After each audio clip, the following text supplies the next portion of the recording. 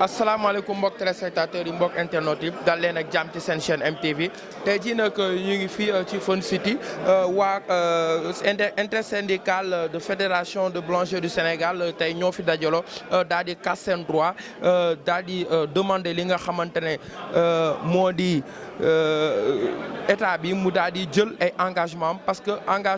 li ñu ko waxoon mu def ko nee nañ gisuñ ci seen bopp te en plus dañuy demander à ce que le milieu soit assaini mu bëri daal loo xamante ni réclamé nañ ko nee nañ nag état bi bu jëlu ay engagement dañuy def 72 heures de grève nañ leen déglu ñu daal di wax l'essentiel ci kanam ñu daal di ñëwaat ak yéen. Donc je disais que nous sommes ici pour non pour faire du bruit mais pour porter une parole responsable, une parole qui rassemble, qui construit et qui tient debout même quand les circonstances vacillent. Ceux qui m'ont devancé ont parlé de l'intersyndicale regroupée par 4 syndicats. La FNBS que je représente ici, donc le président Gaye, Amadou Gaye, que vous connaissez très bien. Il faut se présenter. Voilà, a eu une situation un peu de dernière minute, c'est pourquoi il n'est pas là. Donc je suis le porte-parole de la FNBS, je m'appelle Joseph Diab. Joseph Diab. Donc je vais faire la déclaration officielle en français. Mesdames, Messieurs les représentants de la presse nationale et internationale, chers collègues boulangers, chers compatriotes, le secteur de la boulangerie, plié de la souveraineté alimentaire de notre pays, traverse une crise précédente,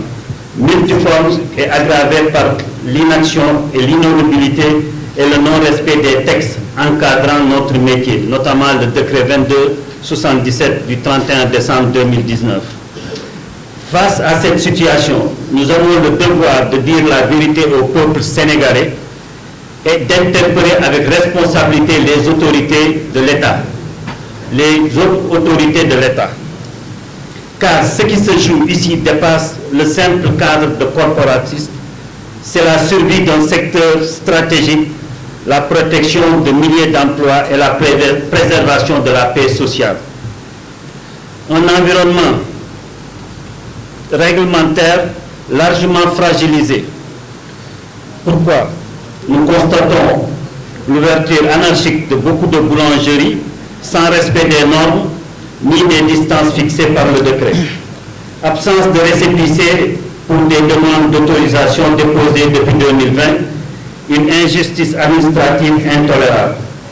Inopérance des comités de suivi techniques régionaux, pourtant censés de réguler le secteur. Concurrence déloyale, notamment face à un secteur informel qui n'est ni fiscalisé ni encadré. Tracasseries administratives récurrentes, contrôle inopiné, fermeture arbitraire, saisie injustifiée. Dérive dans la distribution du pain avec des ventes massives hors des circuits agréés menaçant la qualité, l'hygiène et la traçabilité du pain. De coûts de production insupportables, envolée des prix des intrants. Je pense que tout a augmenté au Sénégal. Tout ce que nous consommons ou nous utilisons par jour a connu une hausse. Chez nous, les boulangers, les intrants ont connu plus de 10 ou 15% d'augmentation. Quand vous prenez un carton de levure qui coûtait en 2019 à 20 000 francs, maintenant il est passé à 31 000. Même pour les améliorations, le sel, le papier, emballage, ainsi de suite. Les équipements vétustes, impossible à les renouveler sans soutien. Facture d'électricité écrasante. Retard dans les quotas de diesel oil, forçant les boulangers à acheter à la pompe à des prix exorbitants. Fiscalité incohérente. Comment expliquer que le pain soit un produit social, mais que la levure et l'améliorant et le carburant soient lourdement taxés? Nouvelle taxe pour l'obtention de l'établissement classé, l'EEC, en hausse brutale et injustifiée. 3. Une structure de pain obsolète et une réforme urgente à engager. En juin 2024, le prix de la farine est passé de 19 200 à 15 200 et celui du pain à 175 à 50 francs. 150 francs. Donc cette baisse, en apparence bénéfique pour le consommateur, en réalité était un coup de massue pour les boulangers déjà fragilisés. Les coûts de production, eux, n'ont pas baissé. L'électricité, les salaires, les charges fiscales et sociales, les intrants, etc., tout augmente sauf nos revenus. Résultat, marge laminée, boulangerie en faillite, emploi menacé, voire perdu. Nous demandons une révision immédiate de la structure du prix du pain sur la base d'une concertation multipartite accompagnée d'un cabinet indépendant pour aboutir à une tarification réaliste et durable et juste. Car l'État doit prendre ses responsabilités. Nous ne sommes pas des mendiants, nous sommes des acteurs économiques. Nous appelons le président de la République, garant du respect des textes et de la cohésion nationale, à veiller à l'application effective du décret 2277 et des arrêtés et règlements en vigueur. Donner instruction ferme au ministère concerné, intérieur, forces armées, commerce, environnement, hygiène publique, finances, etc., pour un traitement urgent et structurant des urgences de notre filière. Convoquer un conseil interministériel exclusivement dédié à la filière de la boulangerie, avec l'ensemble des ministères concernés, commerce, agriculture, industrie, finances, environnement, emploi, formation et sécurité. Alléger la fiscalité des équipements sous forme de suspension de la TVA, exonération des droits de douane sur les machines importées, notamment dans une phase transitoire de 3 ans. Subvention des équipements économiques en énergie, kits solaires, fours modernes pour accompagner la transition énergétique du secteur. Mettre en place un répertoire national des boulangeries, une digitalisation complète du système d'autorisation et une cartographie claire du secteur. Appel solennel à la nation. Nous ne sommes pas des artisans du pain ou des patrons de boulangerie. Nous sommes des sentinelles de la stabilité alimentaire, des employeurs, des contribuables, des éducateurs, des pères et mères de famille. Nous portons à bout de bras un secteur vital, mais de plus en plus ignoré. Si rien n'est fait, des centaines de boulangeries fermeront et avec elles des milliers de familles basculeront dans la précarité. Le pain, bien qu'un aliment, est un symbole de la paix sociale. Quand il n'y a pas de parole, quand il n'y a pas de pain, la parole perd son goût. C'est un proverbe sénégalais. Nos demandes concrètes, assainissement du secteur, fermeture immédiate des boulangeries illégales, digitalisation des procédures, réunion mensuelle obligatoire des comités régionaux, révision structurelle du prix du pain, suppression de la TVA sur les intrants, subvention des équipements modernes, création d'un cadre de concertation permanent avec l'État, suspension des nouvelles taxes abusives. C'est ça que nous demandons. Nous tendons la main au dialogue, mais nous exigeons des actes. L'État doit agir. L'heure n'est plus au discours, mais aux décisions. Vive la boulangerie sénégalaise, vive les travailleurs, vive un Sénégal de justice, de dignité et de pain pour tous. Je vous remercie. والله يا مخلب القلوب خلب قلوبنا عن العيوب واحرنا بحب كل مسلم ونجنا من شر كل مدمن. ñu ngi nuyu suñu mbokki journaliste yi ñu wuyu si woote bu sell bi nga xam ne moom la boulangerie yi woote di nuyu tamit sama collègue yi boulangerie yi nga xam ne jóge nañ ci dëkk yu fasanti ko ci Sénégal. man maa ngi tudd Khadim Sylla jiite CNBS def 26 ans ci secteur boulangerie bi di liggéey ci 6 régions yu fasantikoo kon am nañu moo wax ci secteur bi. tey jii ginnaaw bi ñu ñëwee kilifa yi nga xam ne ñoo jiite réew mi muy président Diomaye Faye ak premier ministre Ousmane Sonko ñi nga xam ne Sénégal yëpp dañoo yaakaar ci ñoom ba wóogal leen jox leen réew mi wóogal leen jox assemblée nationale nga xam ne tey war nañoo xool bépp jafe-jafe bu nekk ci réew mi ñu ko saafara. ma bëgg a ñëw pour ci émission bi nga xam ne secteur bi ñu am secteur la am solo secteur la boo xam ne ginnaaw ceeb mburu mooy deuxième denrée ginnaaw ceeb mburu moo ëpp lu consommé fii Sénégal bu ñëpp tëddee ñoom boulanger yi ñoom liggéey 11 millions 800 000 baguettes par jour ñu ko liggéey suñu ko liggéeyee dañ def social 200 000 baguettes yoo xam ne dañ ko jël def ko social kon ñoom réew mi ñu ngi def nañ ci suñu warugar te à 99% boulanger yi ñoo liggéey seen financement ñii ñoo nekk ci réew mi di ñii nekk ci réew mi góorgóorlu ko taxawal entreprise boo xam ne jël nga joxe nga xëy minimum fukki ak juróom joxe nga xëy te toll nañ ci 2000 ba jàpp 2500 ci réew mi kon ki nga économie nag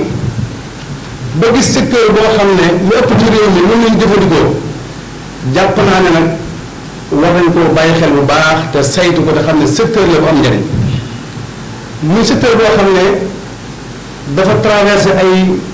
jafe-jafe yoo xam ne tey jii képp ki nga xam ne yow dafa ci réew mi rek yow yaa ngi contentieux li ëpp ci boulanger yi ñu ngi koy contentieux ci banque yi wala ci meññee yi kenn mënatu benn boulanger loolu nag fi la problème commencé ndax lu toll ni 2000 jàpp 2500 entreprise bu ñu demee ba benn banque mënut ko financé bu ñu demee ba benn fournisseur mënut jël benn saako fi ñu ko fa la problème yi commencé tey jii loolu mën na indi fi ñu nekk ba état du Sénégal en 2024 ñu génnoon réew mi ñu jugee wàññi mburu askan wi lépp tàccu xam ne wàññi mburu lu am solo la waaye ñoom attention mburu mi ñu bëgg a wàññi war ko xool saytu ko ndax dafa am ay facteurs yu bari yoo xam ne ñoom lay boole pour defar mburu di nga jënd farine di nga jënd produit ñu améliorant di nga jënd levure di nga jënd glace di nga fay main-d'œuvre di nga def ration di nga jël ay charges yoo xam ne loolu nga mën a boole pour defar mburu mais état Sénégal la ko ñëw wàññi 3000 4000 francs ci saako farine bi ndax bu ñu jot 19200 mu wàññi ko andi ko 15200 waaye jëlee mburu mi 175 francs andi ko 150 francs muy loo xam ne boo koy xool sax da nga jàpp ne xam-xam lañu ko ndax mënoo wàññi rek benn matière première muy farine nga xam ne dañ ci wàññi 4000 francs fekk ne levure bi yokku na fekk ne produit bi yokku na fekk ne glace bi yokku na fekk ne même mbir bi yokku na ak loyer bi jàpp naa ne pour nga mën a am prix mburu da ngay xool ñaata la la mburu mi dikk ba pare nga soog wax boulanger yi jaay leen lii loolu nag ñu ngi interpellé état wax nga ne ko ñun ci réew mi lañ dëkk di ay sénégalais yoo xam ne développement rek moo ñu ñor ñu di bras de fer ak état mais dañu bëgg mu arbitrer suñu diggante ak population bi waaye suñu diggante ak état même ndax jàpp nañ ne 90% boulanger yi ñu ngi ci jafe-jafe te loolu su continué li tëj ëpp na 100 te bu yàggee bu ñu ko nii ñëpp dañuy tëj ñee nag loolu bu ñu ko seetaan moo tax ñu ante yi ñu boole suñu ay doole ndax tey ku nekk am na sa ligne économique waaye dañoo boole suñu ay force pour nag mën a jëlee boulanger bi ci li nga xam ne mooy jafe-jafe yi nekk ndax yaakaar na ni fekkee ñun boulanger yi mënuñoo génne secteur bi ci jafe-jafe yi kon yaakaar naa ni seen syndicat yi amul njariñ te wolof ñaar day wax ne waa penc mi bu ñu demee ci tokkoor ba di gas seen ñam bi te indaale wuñ ko taxu leen jóg kon dama jàpp ne état du Sénégal ministre du commerce ak boulanger yi suñu àndee war a saafara jafe-jafe secteur bi lu ëpp fukki at ñi nekk ci jafe-jafe yooyu depuis 2024 ak léegi nag mu yokku yaakaar nañ ne boulanger bi moom war nag taxaw taxawaayam nag ba am fulla nag ak fayda waaye nag ñun ñu ngi fii di liggéey di perte ndax kat bu waxee ñu la ku perte ku mënul bàyyil mais ku jàng métier lu ñaar fukki at soo ko bàyyee lan ngay def kon ñu ngi tàll état loxo ne ko ñun ñu fii pour am moom bras de fer ñu fii dañoo ñëw pour wax suñu ay jafe-jafe bëgg mu ànd ceeg ñun ñu saafara ko ni mu gën a gaawee ak ni mu gën a baaxee ak ni mu gën a wóoree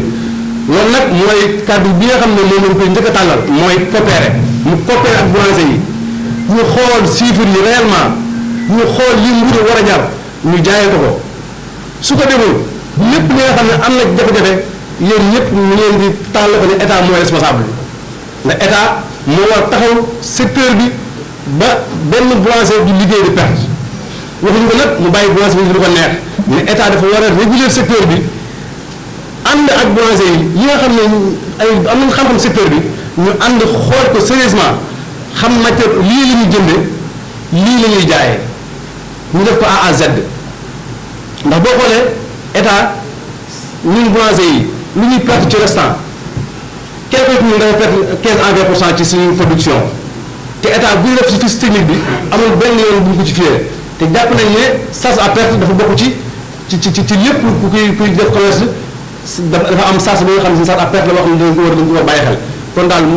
pour ma gàttal kàddu gi wax na kàddu ñun boulanger sonn nañu te ñu ngi laaj tàllal loxo état mu ànd ak ñun mu génne prix mburu bi nga xam ne moom la war a jar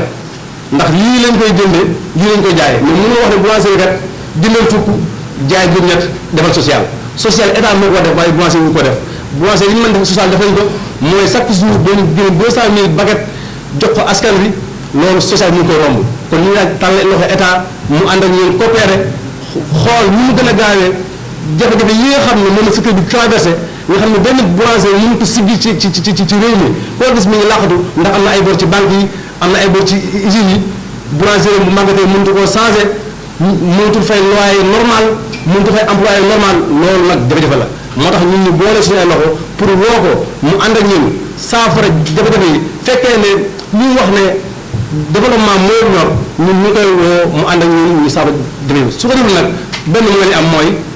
def service minimum war ñu te tëj suñu ay bon wasalaamaaleykum wa rahmatullahi wa barakatu